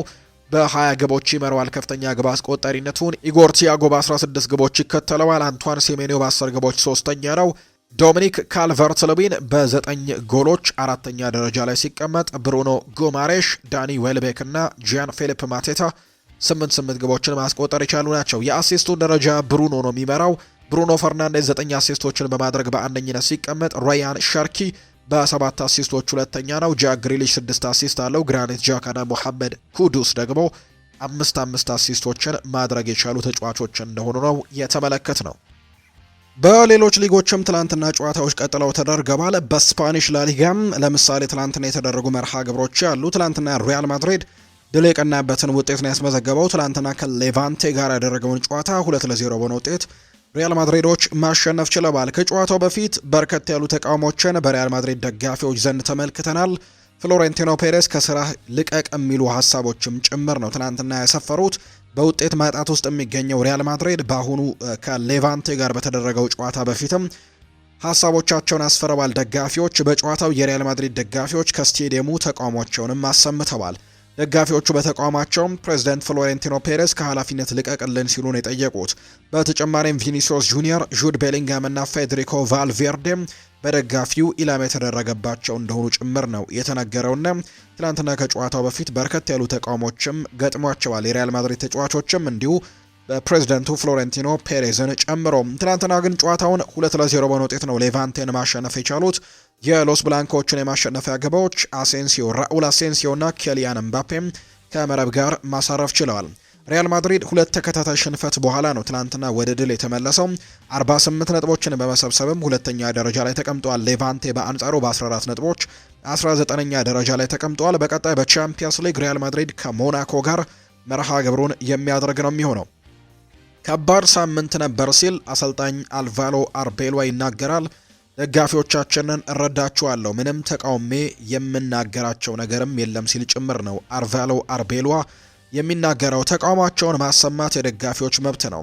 ሀሳባቸውን አከብራለሁ፣ እናም ተቀብየዋለሁ። ጩኸቱ ለሁሉም ነበር፣ ለኔም ጭምር። ይህ ነገሮችም ከተስተካከሉ በኋላ ለማስታወሻ ይሆናል ሲል ነው አርቤሏ የተናገረው። ፍሎሬንቲኖ ፔሬዝ ልክ እንደ ሳንቲያጎ ቤርናቢው በሪያል ማድሪድ ታሪክ በጣም ጠቃሚው ሰው ነው። ሁላችንም ሪያል ማድሪድ ውስጥ ያለን ሰዎች ፔሬዝ ምን ያክል ጥቅም እንዳለው ልንረዳና ሊገባን ይገባል ሲልም ጭምር ነው አርቤሏ የሚናገረው። ስለ ኬሊያን ምባፔም ሲናገር በጥረቱ በጣም ደስተኛ ነኝ። ኬሊያን መሪያችን ነው። ከጉልበት ህመሙ ጋርም ሆኖ ራሱ ለመጫወት አቅሙን ለማሳየትና ቡድኑን ለመርዳትም በጣም ጥረት አድርጓል። ደግሞም ረድቶናል። የሚያስደንቅ በተፈጥሮ የመሪነት ስብዕና የተላበሰ ተጫዋች ነው ሲልም ጭምር ነው አርቤሏ ስለዚህ ተጫዋች ስለ ኬሊያን ምባፔ ተናገረው። አርዳ ጉለር ትላንትና ተቀይሮ ከገባ በኋላ የጨዋታው ኮከብ የተባለበትን እንቅስቃሴ ነው ማሳየት የቻለው። አርዳ ጉለር በተሰጥኦ በደንብ የተሞላ ተጫዋች ነው ብሎታል። የማይታመን ፓሰር ተጫዋች ነው። በእርግጥ ገና ታዳጊ ነው፣ ነገር ግን ደግሞ አሪፍ ልምድ ያለው ተጫዋችም ይመስላል። ወደፊት ከኛ ጋር ትልቅ ሚና እንደሚኖረው ማስባለሁ ሲል አርቤሏ ስለዚህኛው ተጫዋች ወይም ስለ አርዳ ጉለር ሀሳቡን ሰጥቷል። ቪኒ ጁኒየር ለዚህ ክለብ የቻምፒየንስ ሊግ ዋንጫን አምጥቷል። እናም ይሄ ደግሞ ማንም እንደማይረሳው ተስፋ አደርጋለሁ። ብዙ ጥሩ ጊዜያትን ሰጥቶናል። ሁሉንም በልጅነቱ ትከሻው ተሸክሞ ዋንጫዎችን ያሸነፈ ተጫዋች ነው። አሁን ምርጡ ቪኒን ለማግኘት ለሱ ብዙ ኳሶችን ለመስጠት ጠንክረን እንሰራለን። እሱ ኳሶች ከደረሱት እድሎች ይፈጥራል። እናም እሱ ሁላችንም ወደምናውቀው ብቃት ለመመለስም ጠንክረን እየሰራ ነው ሲል አርቤሏ ስለ ቪኒሲዮስ ጁኒየር የተናገረው ጉዳይ ነው። ከዓመታት በኋላ ሪያል ማድሪድ አልፎ አልፎ በተከላካዮች ግብ ማስቆጠሩን ቀጥሏል። ይህ የጎል ምንጭም በተለይ ሰርሂዮ ራሞስ ክለቡን ለቆ ከወጣ በኋላ እምብዛም የሚታይ አልነበረም። ነገር ግን አሁን ላይ እንደ ራኡል አሴንሲዮ የመሳሰሉ ወጣት ተከላካዮች በሚገኝ የግንባር ኳስና መረብን ማገናኘት እየቻሉ ነው። ሪያል ማድሪድም ድጋፍ እያደረጉለት ነው። አሴንሲዮ በትላንትናው ጨዋታ ላይ ኳስ እንግዲህ በአፍንጫው ላይ በደረሰበት ጉዳት ምክንያት ማክስ አድርጎ ጨዋታውን ለመጨረስ ቢገደድም ጎል ከማስቆጠር ግን ያገደው ነገር እንዳልነበረ ነው ትላንትና ማርካ መረጃውን ያጋራው። ትላንትና ጎልም ማስቆጠሩን ተመልክተናል። በሌሎች የስፓኒሽ ላሊጋ የትላንትና ጨዋታዎች ማዮርካ ትላንትና በአትሌቲክ ቤልባውን 3-2 በሆነ ውጤት ማሸነፍ ችሏል። ኦሳሱናም አዲስ አዳጊውን ሪያል ኦቪዬዶን በተመሳሳይ 3-2 አሸንፏል። ሪያል ቤቲስ ትላንትና ቪያሪያልን ደግሞ 2-0 በሆነ ውጤት ያሸነፈበት መርሃ ግብር ትላንትና የተደረጉ የስፓኒሽ ላሊጋ መርሃ ግብሮች ናቸው። በስፔን ዛሬም ጨዋታዎች ቀጥለው ይደረጋሉ። ቀን 10 ሰዓት ሲል ሄታፌና ቫሌንሲያ ጨዋታቸውን ያደርጋሉ። ምሽት 12 ሰዓት ከሩብ ሲል በኤር ዋንዳ ሜትሮፖሊታኑ አሬና አትሌቲኮ ማድሪድ ዲፖርቲቮ አላቬስን ይገጥማል። ምሽት 2 ሰዓት ከ30 ሲል ሴልታ ቪጎና ራዮ ቫይካኖ ሲጫወቱ፣ ምሽት 5 ሰዓት ሲል ሪያል ሶሴዳድ በሜዳው ባርሴሎናን የሚያስተናግድበት ጨዋታ ደግሞ ዛሬ የሚጠበቁ የስፓኒሽ ላሊጋ መርሃ ግብሮች ናቸው። በጣሊያን ሴሪኤም እንዲሁ ዛሬ ጨዋታዎች ቀጥለው ይደረጋሉ። ኢንተር ሚላን መሪነቱን አጠናክሯል። በጣሊያን ሴሪኤ ትላንትና በተደረጉ መርሃ ግብሮች ኢንተር ሚላን ከኡዲኒዜ ጋር ያደረገውን ጨዋታ 1-0 በሆነ ውጤት ነው ማሸነፍ የቻለው። ኢንተር ሚላንን አሸናፊ ያደረገ ግብም ላውታሮ ማርቲኔዝ ነው ማስቆጠር የቻለው። አርጀንቲናዊው አጥቂ ላውታሮ ማርቲኔዝ በውድድር ዘመኑ 11ኛ የሴሪኤ ጎሉን ነው ትላንትና ያስቆጠረው። ኢንተር ሚላን በ49 ነጥቦች አንደኛ ሲቀመጥ፣ ኡዲኒዜ በ26 ነጥቦች 10ኛ ደረጃ ላይ ተቀምጧል። ኢንተር ሚላን በቀጣይ ማክሰኞ ከአርሰናል ጋር ተጠባቂ የአውሮፓ ቻምፒየንስ ሊግ ጨዋታውን ያደርጋል። ሌላኛው ትላንትና በተደረገው ጨዋታ ናፖሊ ሳሶሎን 1-0 አሸንፈዋል። ናፖሊ ከ3 ጨዋታዎች በኋላ ነው ትላንትና 3 ነጥብ ያሳካው። ሎቦትካ ነው ብቸኛውን የናፖሊን ጎል ማስቆጠር የቻለው። ናፖሊ ነጥቡን 43 በማድረስም 3ኛ ደረጃ ላይም ተቀምጧል። ዩቬንቱስ ትላንትና ሽንፈት አጋጥሞታል። ዩቬንቱስ ከካግሊያሪ ጋር ያደረገውን የጣሊያን ሴሪኤ መርሃ ግብር 1-0 በሆነ ውጤት ነው ትላንትና የተሸነፈው። የካግሊያሪን የማሸነፊያ ግብም ማስቲሌ ማስቆጠር ችሏል። በአሰልጣኝ ሉቺያኖ ስፓሌቲ የሚመራው ዩቬንቱስ ከ7 ጨዋታዎች በኋላ ነው የተሸነፈው። ዩቬንቱስ በ39 ነጥቦች 5ኛ ደረጃ ላይ የተቀመጠ ቡድን ነው። በቀጣይ ዩቬንቱስ ከናፖሊ ጋር ነው ወሳኝ የሚባለውን መርሃ ግብር እንደሚያደርግም የወጣላቸው መርሃ ግብር የሚያሳየው። ዛሬም የጣሊያን ሴሪኤ ጨዋታዎች ቀጥለው ይደረጋሉ። ፓርማና ዤኖዋ፣ ቦሎኛና ፊዮረንቲና፣ ቶሪኖ ከሮማ ጋር ይጫወታሉ። ምሽት 4:45 ሲል በሳንሲሮ ጁሴፔ ማይትሳ ኤሲ ሚላን ከሊቼ ጋር የሚያደርጉት ጨዋታ ዛሬ የሚደረገው የጣሊያን ሴሪኤ መርሃ ግብሮች እንደሆኑ ነው የተመለከት ነው። ሌላኛው ትላንትና ጨዋታዎች የተደረጉበት ሊግ የጀርመን ቡንደስሊጋ ነው። ትላንትና ቦሩሲያ ዶርትመንድ ሴንት ፓውልን በሲግናል ኢዱና ፓርክ አስተናግደው 3-2 በሆነ ውጤት ማሸነፍ የቻሉበትን አጋጣሚ ተመልክተናል። ሁሊያን ብራንት ትላንትና ጎል አስቆጥሯል። ከዛ ውጪ ኤምሪቻን መጨረሻ ደቂቃ ላይ ባስቆጠረው ጎል ነው ድል ማድረግ የቻሉት። ከዛ በፊት ካሪም አድየሚም ጎል ማስቆጠር የቻለበትን አጋጣሚ ተመልክተናል። በቦሩሲያ ዶርትመንድ በኩል ትላንትና 3-2 በሆነ ውጤት ነው ማሸነፍ የቻለው ቦሩሲያ ዶርትመንድ ያደረገውን መርሃ ግብር። በሌሎች የጀርመን ቡንደስሊጋ እንዲሁ መርሃ ግብሮች ደግሞ ኮሎኝ ማይንዝን 2-1 አሸንፈዋል። ሃምበርግና ቦሩሲያ ሞንቸግላድባህ ጨዋታቸውን 0-0 መሆናቸው ውጤት ሲያጠናቅቁ እንዲሁ ሆፌኒየም ደግሞ 1-0 በሆነ ውጤት ባየር ሌቨርኩዘንን ማሸነፍ ችሏል። ቮልስበርግና ሄዲንሃም 1-1 ጨዋታቸውን ሲያጠናቅቁ ትላንትና አርቢ ለብዚሽ በሜዳው ሬድ ቡል አሬና ባየር ሚኒክን አስተናግዶ ነበር። ምንም እንኳን በ20ኛው ደቂቃ ላይ ሮሞሎ ኮርዶሶ ባስቆጠረው ጎል አርቢ ለብዚሾች ቀዳሚ የነበሩ ቢሆንም ነገር ግን ባየር ሚኒኮች 5-1 በሆነ ውጤት ነው ማሸነፍ የቻሉት።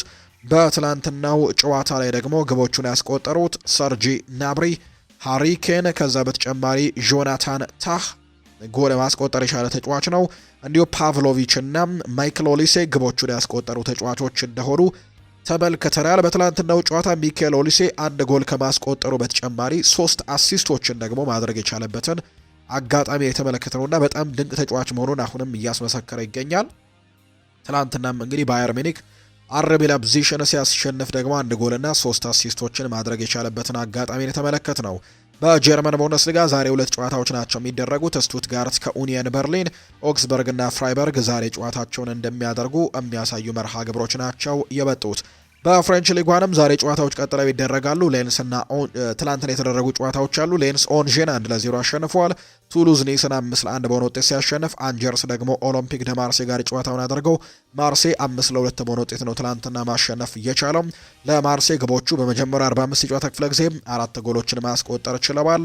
ሜሰን ግሪንውድ ትላንትናም ጎል ማስቆጠር የቻለበትን አጋጣሚ ነው የተመለከት ነው። ትላንትና 1 ጎል ማስቆጠር የቻለበትን አጋጣሚ ተመልክተናል። ሜሰን ግሪንውድ እና አሁንም ወደ ጎል ማስቆጠሩ በትክክል እያቀና እንደሆነ ከፍተኛ ግብ አስቆጣሪነቱንም እየመራ እንደሆነ እናውቃለንና በርከት ያሉ ግቦችን እያስቆጠረ የሚገኝ ተጫዋች ነው። ዛሬም በፍሬንች ሊጓን የሚደረጉ መርሃ ግብሮች ያሉ ስትራስቡርግና ሜትስ፣ ናንተስና አዲስ አዳጊው ፓሪስ፣ ሬንስና ሊሃርቬ፣ ሊዮንና ብረሽት ዛሬ የሚያደርጓቸው ጨዋታዎች እንደሆኑ የወጣላቸው መርሃ ግብር ያሳያል። በፍሬንች ሊጓን ትናንትና በሳዑዲ ፕሮ ሊግ የተደረገ ጨዋታ እንደነበረ ተመልክተናል። አልናስር ትላንትና ወደ ድል የተመለሰበትን ውጤት ነው ማስመዝገብ የቻለው። ትላንትና ከአልሸባብ ጋር ነበር ጨዋታውን ያደረገው። በዚህም በጨዋታው 3-2 በሆነ ውጤት ማሸነፍ ችሏል። ኪንግስሌይ ኮማን፣ አብዱራህማን ጋሪብ ትላንትና ጎሎቹን አስቆጥረዋል። ቀዳሚውን ጎል ያስቆጠረው ሰዓድ የተባለ የአልሸባብ ተጫዋች ራሱ ላይ ነው ኳስና መረብን ያገናኘው። ከዛ ውጭ ግን ኪንግስሌይ ኮማን ጥሩ የሆነ የመቀስ ምት ጎል፣ ከዛ በተጨማሪ አብዱራህማን ጋሪብም በ76ኛው ደቂቃ ላይ አሸናፊ ያደረገ ጎልን ማስቆጠር የቻለበትን አጋጣሚ የተመለከትነው። ትላንትና እንግዲህ ከ3 ተከታታይ ሽንፈቶች በኋላ ነው አልናስር ድል ማድረግ የቻለው። በዚህም 34 ነጥቦችን ሰብስቧል። አልሂላል ጨዋታውን ያደርጋል እስኪያደርግ ድረስም ያላቸው የነጥብ ልዩነት ወደ 4 መጥበብ የቻለበትን አጋጣሚ የተመለከትነው። ዛሬ አልሂላል ከኒኦም ጋር የሚያደርገው መርሃ ግብር ምሽት 2:30 ሲል የሚደረግ መርሃ ግብር ነው የሚሆነው። ትናንትና የተደረጉ ጨዋታዎች፣ ዛሬ የሚደረጉ የጨዋታ መርሃ ግብሮችና ውጤቶች በአጠቃላይ እነዚህን ነው የሚመስሉት። ውድ ቤተሰቦቻችን አሁን ደግሞ የተወሰኑ የክለብ ጉዳዮችን እናንሳ፣ የማንቸስተር ጉዳዮችን እናንሳ። በደጋፊዎች የተጠላው ዲየጎ ዳሎን እንመልከት። ማንቸስተር ኢቭኒንግ ኒውስ የተባለው ማንቸስተር ከተማ ላይ መቀመጫውን ያደረገ አንድ ሚዲያ ተቋም አለ። በሰበሰበው ድምጽ መሰረትም የዩናይትድ ደጋፊዎች በካሪክ የመጀመሪያ ጨዋታ ላይ በቋሚ አስተላለፍ ውስጥ ገብቶ ማየት እንደማይፈልጉ ሲናገሩ ነበር ዲየጎ ዳሎ። ነገር ግን በቋሚ አስተላለፍ ውስጥ ገብቷል። ነገር ግን ከጨዋታው በፊት በተደረገ ጥናት መሰረት ከ70% በላይ ድምጽ በላይ የተሰጠው ዲየጎ ዳሎ እንዳይሰለፍ ነው። ዳሎ 25% ድምጽ ካገኘው ኡጋርቴ በመቀጠል በዋነኝነት በደጋፊው ዘንድም የተጠላው ተጫዋች እንደሆነ ጭምር ይነገራል። በተለይም የዩናይትድ ደጋፊዎች የዲየጎ ዳሎ መሰለፍ ለጠንካራው የሲቲ የግራ ክንፍም ነገሮችን እንደ ማቅለል መሆኑን ሲገልጹ እንደነበር ነው የተናገረው። ዳሎ ከሴሜኒዮ ጋር በቅርቡ የነበረው ግንኙነትም በሴሜኒዮ ሙሉ በሙሉ ብልጫ ተወስዶበት የነበረ ቢሆንም ይህንን ደጋፊውም አስጨንቆ እንደነበር ነው ከጨዋታው በፊት የተነገረው። ነገር ግን በትናንትናው በጨዋታ ላይ ግን ጨዋታውን ማንቸስተር ዩናይትድ ማሸነፍ ችሏል። ስጋት ይፈጥራሉ ተብሎ የተጠበቁም የሲቲ ተጫዋቾች ጎል ሳያስቆጥሩ የወጡበትን አጋጣሚ ነው የተመለከት ነው። ማይክል ካሪክ በዩናይትድ ቤት በቋሚነት የሚሾምበት እድል አለ ወይ የሚሉ ጥያቄዎች ይነሳሉ። ማንቸስተር ዩናይትድ ከቅርብ ቀናት በፊት ማይክል ካሪክን በይፋ ጊዜያዊ አሰልጣኝ አድርጎ መሾሙ የሚታወስ ነው። የቀድሞው ተጫዋች በማንቸስተር ዩናይትድ እስከ ውድድር ዓመቱ መጨረሻ ድረስም በኃላፊነት በመቆየት የሚያገለግል ነው የሚሆነው። አሰልጣኝ ማይክል ካሪክ የማንቸስተር ዩናይትድ ሰዎች ለዚሁ ኃላፊነትም ለመሾም ሲያነጋግሩት ምንም አይነት የቋሚ ቅጥር ዋስትና እንዲሰጡት አለመጠየቁ ከቀድሞ አሰልጣኝ ኦሌ ጉናር ሶልሼር በላይ ተመራጭ እንዲያደርገው ማስቻሉም መግለጹ የሚዘነጋ አይደለም። ሆኖም አሰልጣኙ አሁንም ትንሽም ቢሆን በማንቸስተር ዩናይትድ ቤት በዋና አሰልጣኝነት መሾም የሚችልበት እድል አለው ተብሏል። ሆኖም ግን ማይክል ካሪክ ይህንን እድል ለማግኘት እስከ ውድድር ዓመቱ መጨረሻ ድረስ በሚኖረው የኃላፊነት ቆይታው እጅግ አስደናቂ ስራን መስራት እንደሚኖርበት ነው ዘ ቴሌግራፍ መረጃውን ያጋራው። ቡድኑን በኮቢ ማይኖ ዙሪያ ስለመገንባት ብዙ ጊዜ እናወራለን፣ ነገር ግን እሱ በቂ የሆነ የመሪነት ብቃት አለው ወይ ብሎ ይጠይቃል ሮይ ኪን። ያለፉት ወራት ለሱ ከባድ ነበሩ። እንዲሁም ሆኖ በእርሱ ዙሪያ ብዙ ጥያቄዎች የሚነሱ ነገሮችም በዙሪያው አሉ። ኮቢ ማይኖ በግሌ እስካሁን አላሳመነኝም። ሆኖም ግን ከልምድ አኳያና ከተጫዋቾች ጨዋታ አንጻርም ልምድና ያላዳበረ ተጫዋችም ልንለው እንችላለን ሲልም ጭምር ነው ሮይ ኪን የተናገረው። ሌላኛው ሊሳንድሮ ማርቲኔዝ ያነሳው ሀሳብ ነው። በውድድር ዘመኑ ምን ያክል እንደተሰቃየን ግልጽ ነው። ነገር ግን ብቸኛው መንገድ ፊት ለፊት መጋፈጥና ማንነታችንን ማሳየት ብቻ ነው ሲል ይናገራል። ይህንን ለማድረግ ደግሞ ምርጡ ጊዜ አሁንም ነበር። ሜዳ ላይ የነበሩ ተጫዋቾች ብቻ ሳይሆኑ በተቀያሪ ወንበር ላይ የነበሩትም ጭምር መላው ቡድኑ የዚህ ስኬት አካል ነበር ሲል ነው ሊሳንድሮ ማርቲኔዝ ከትላንትናው ድል በኋላ የተናገረው። ሊቨርፑልን የተመለከተ መረጃ እናንሳ። ከእንግዲህ ጫና የሚያሳደርብኝ ነገር የለም ብሏል ሁጎ ኤኪቲኬ። ከዚህ በፊት ጫና ነበረብኝ፣ ነገር ግን አሁን የሚመጣው ነገር አስደሳች ይመስለኛል ሲል ነው ኤኪቲኬ የሚናገረው። የቻምፒየንስ ሊግን ስለማሸነፍም ሲናገር እንደ ሊቨርፑል ባሉ ክለብ ውስጥም ስትጫወት ህልም እንኳን የሚሆነው ትልቅ ዋንጫን ማሳካት ነው። ይህ ህልም ሳይሆን ደግሞ ግብ ነው ሲልም ጭምር ተናግሯል ሁጎ ኤኪቲኬ። ስለሚደነቅ ተጫዋች ስንናገር ፍሎሪያን ቨርትስ ከነዚህ ውስጥ አንደኛው ነው። በጀርመን እርሱ በተቃራኒ ተጫዋች ያለው፣ ነገር ግን እርሱ የሚጫወትበት መንገድን ወደው ነበር። እናም የተመለከትኩበትን መንገድ ስለምወደው ነው። የእግር ኳስ ችሎታ አለው። እሱ በጣም የሚያስደንቅ ጥሩ ችሎታም ያለው የእግር ኳስ ተጫዋች ነው። እኛ የእግር ኳስ ቋንቋዎችን እንነጋገራለን፣ እናም የምንጫወተው በዚሁ መንገድ ነው። እርስ በርሳችን ለመጫወትም ጊዜ ብቻ ያስፈልገን ነበር። የበለጠ ጠንካራ አገናኞችና ጥሩ እግር ኳስም ስለምንገናኝ ተመሳሳይ ቋንቋም ስለምንናገር ከእንደዚህ አይነት ተጫዋችም ሜዳውን መጋራት በጣም ጥሩ ነገር ነው ሲል ሁጎ ኤኪቲኬ ስለ ፍሎሪያን ቨርትስ ይናገራል። ሊቨርፑል አሰልጣኝ አርነ ስሎት በእንደዚህ አይነት ውጤት ከቀጠለ ሊያባረረው እንደሚችል እየተነገረ ነው። በሚቀጥለው አሰልጣኝ ውሳኔ ላይ በቅርቡ ይፋ ይሆናል ተብሎ እንደሚጠበቅ የሊቨርፑል የቅርብ የመረጃ ምንጮችም እየተናገሩ እንደሚገኝ ነው ዘገባው ያሰፈረው። ሌላኛው የሚነሳው ጉዳይ ቼልሲን የተመለከተ ነው። ቼልሲ አንድ ተጫዋች ለማስፈረም ጥረቶችን እያደረገ ነው። ጀረሚ ዣኮ ይባላል። ከሐምሌ ወር ጀምሮ በቼልሲ እቅድ ውስጥም የነበረ ተጫዋች ሲሆን በጥር ቼልሲ ሊያስፈርመው ከሚፈልጋቸው 3 ተጫዋቾች ውስጥም አንደኛው ነው ብሏል ፋብሪዚዮ ሮማኖ በመረጃው። ቼልሲ ከጥር አንድም በላይ ቢሆን ተጫዋቾችን ሊያስፈርም ይችላል። ፋብሪዚዮ ሮማኖ አሁን ይዞት በወጣው ዘገባ መሰረት ቼልሲ ለጀረሚ ዣኮ ዝውውር ከሬንስ ጋር ቀጥተኛ ንግግር እንዳደረጉና በክረምት ብዙ ክለቦች ተጫዋቹን ለማስፈረም ስለሚሞክሩ በአሁኑ ለማስፈረም አቅዷል። በዝርዝራቸው ውስጥም ሌላ 2 የመሃል ተከላካዮች ያሉ። ጥሩ አጋጣሚ ከተገኘ ቼልሲ በዚህ የዝውውር መስኮት ከአንድ በላይ ተጫዋቾችን ሊያስፈርም እንደሚችል ነው የተነገረው። ቼልሲ ለጀረሚ ዣኮ 43 ሚሊዮን ፓውንድ አካባቢ የመጀመሪያ ጥያቄዎችን ለማቅረብም ዝግጅት ላይ ነው ተብሏል። ሬንሶች እስከ 62 ሚሊዮን ፓውንድ አካባቢ እንደሚጠይቁ ጭምር ነው መረጃዎች እየወጡ እንደሚገኙ ዘገባዎች የጠቆሙትና ሬንሶች ይህን ተጫዋች ለመልቀቅ ትልቅ ገንዘቦችን እንደሚፈልጉ የሚያሳዩ መረጃዎች እየወጡ ነው። ሌላኛው ሊያም ሮስኒየር የተናገረው ሀሳብ ነው። ያለፉት 18 ወራት ተንትኜ እያንዳንዱን የቼልሲ ጨዋታ ተመልክቻለሁ። ለእያንዳንዱ አሰልጣኝም የተለየ የግንባታ አሰራር አለኝ። የተሻለ አይደለም፣ የከፋም አይደለም። የኔ መንገድ ግን የራሴ መንገድ ነው። ጊዜ ግን ሊወስድ ይችላል ሲልም ጭምር ተናግሯልና እያንዳንዱን የቼልሲ ጨዋታዎች ያለፉትን 18 ወራት ጨዋታዎችም ተንትኜ ተመልክቻለሁ ሲልም ጭምር ነው የተናገረው አሰልጣኝ ሊያም ሮስኒየር። የተወደዳችሁና የተከበራችሁ ቤተሰቦቻችን ለዛሬ ያዝንላችሁ አዳዲስ ስፖርታዊ ጉዳዮቻችን እነዚህ ነው የሚመስሉት። ስላደመጣችሁን፣ ስለተከታተላችሁን ቆይታችሁም ከኛ ጋር ስለነበር እጅጉን ከልብ አድርገን እናመሰግናለን። ዛሬ የሚደረጉ ጨዋታዎችን እናስታውሳችሁ። ዛሬ በተወዳጁ የእንግሊዝ ፕሪምየር ሊግ 2 መርሃ ግብሮች ብቻ ነው የሚኖሩት። ወልቨርሃምፕተን ወንደረርስ ከኒውካስል ዩናይትድ፣ አስተን ቪላ በሜዳው ቪላ ፓርክ ከኤቨርተን ጋር ጨዋታቸውን ያደርጋሉ። በፍሬንች ሊጓን ስትራስቡርግ ከሜትስ፣ ናንትስ ከፓሪስ፣ ሬንስ ከሊ ሃርቬ እና ሊዮን ከብሬስት ጋር ይጫወታሉ። በጀርመን ቡንደስሊጋ ስቱትጋርት ከኡኒየን በርሊን፣ ኦግስበርግ ከፍራይበርግ ጋር ነው የሚጫወተው። በጣሊያን ሴሪኤ ፓርማ ከጄኗ፣ ቦሎኛ ከፊዮረንቲና፣ ቶሪኖ ከሮማ እና ኤሲ ሚላን ከሊቼ ጋር ይጫወታሉ። በስፔን ላሊጋ ሄታፌ ከቫሌንሲያ፣ አትሌቲኮ ማድሪድ ከዲፖርቲቮ አላቬስ፣ ሴልታ ቪጎ ከራዮ ቫይካኖ፣ ሪያል ሶሴዳድ ከባርሴሎና ጋር ይጫወታሉ። የአፍሪካ ዋንጫ የፍጻሜ ጨዋታ ዛሬ ነው የሚደረገው። ሴኔጋልና ሞሮኮ የአፍሪካ ዋንጫ የፍጻሜ ጨዋታቸውን ዛሬ ምሽት 4 ሰዓት ሲል የሚደረግ መርሃ ግብር ይሆናል። ይህ ጨዋታም በበርካቶች በጉጉት የሚጠበቅ ጨዋታ እንደሆነ ዘገባዎች እየተነሱ ይገኛሉ። ይህ ጨዋታ 69500 ደጋፊዎችን በሚይዘው ስታድ ደ ፕሪንስ ሙላይ አብደላህ ስቴዲየም ሞሮኮ ራባት ከተማ ላይ እንደሚደረግ የወጣው መርሃ ግብር ያሳያል። ዛሬ ተጠባቂው ጨዋታ ይደረጋል። በዛሬው ጨዋታ ላይ በሴኔጋል በኩል ካማራ የመሰል ኢንጁሪ ገጥሞታል፣ የመሰለፍ እድል የለውም ተብሏል።